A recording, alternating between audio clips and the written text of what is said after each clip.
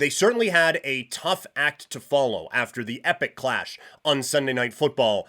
And it wasn't the game of the year, but it was a really fun game and a really important one for both sides. Let's break down what we saw on Monday Night Football.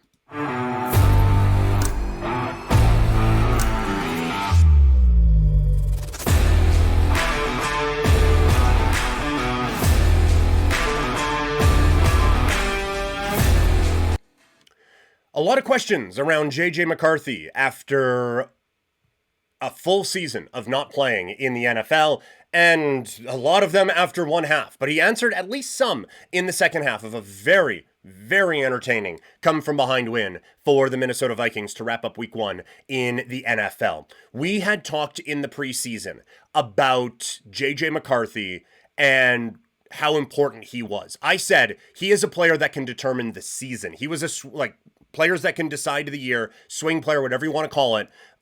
He is a guy that I think can swing this because I love this Vikings roster. I think they're very well coached on defense. I think they have a lot of talent on defense. I think they really locked in a couple good pieces on the offensive line, and they have a ton of skill for the kid to pass to. And if this kid is anything close to the quarterback play they got from a season ago, this team can win the Super Bowl. But if he's a disaster, there's very little that you can do to make up for that. And we kind of saw that in both halves, right? Like in the first half, it was rough. You could see the speed, it just took an extra. He would step back and it needs to go now, and it didn't, and now it's chaos. And he's doing somersaults out of the pocket and all that, right? Like it's becoming a problem. And then it looked like maybe he was getting it back on track, and we'll talk about how he did that in a second.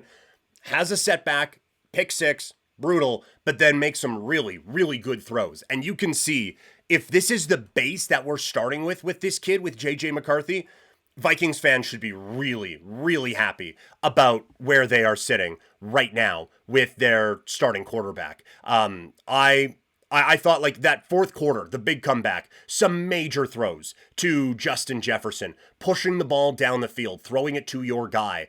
I thought he was great in that. Obviously, throwing to Justin Jefferson, a lot of people are just going to say, oh, well, it's easy to do that.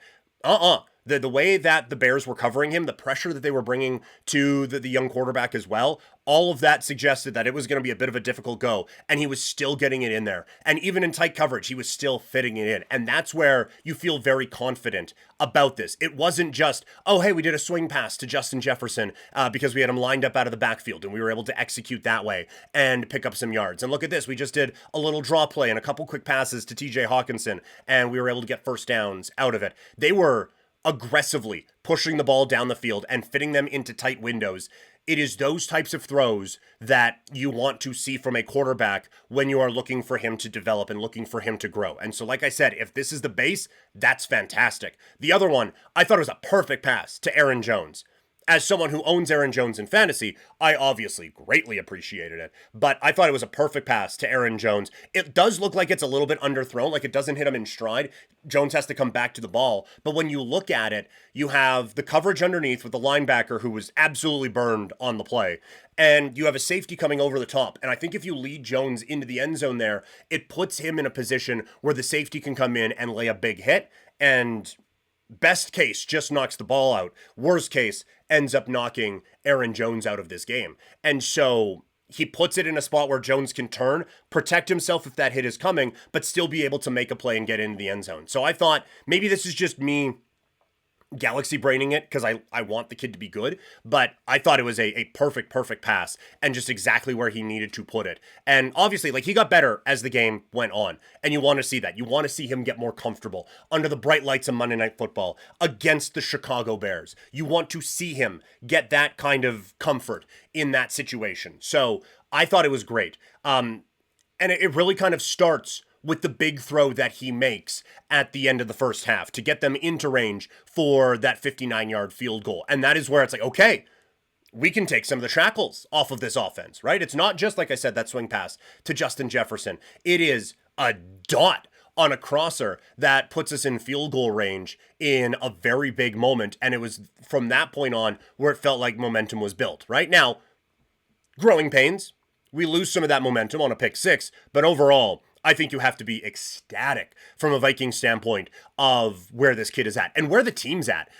The defense had some issues at times. They were on the field quite a bit, but I still like how they were able to kind of clamp down on this in the second half and put themselves in a really, really good spot to win this football game. So the Vikings did nothing to slow down my thoughts on what I think is a really, really strong team. And so again, when I was talking about underrated teams in the NFL and the Vikings came up and someone commented on the YouTube video saying, Bears are going to beat the Vikings week 1.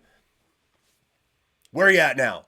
Able to nail that one. And even if they hadn't, like, this doesn't mean the Bears are cooked. That doesn't mean the Vikings are cooked. There are not only 16 teams that can win the Super Bowl this year because they won in week 1. But I like when I'm right.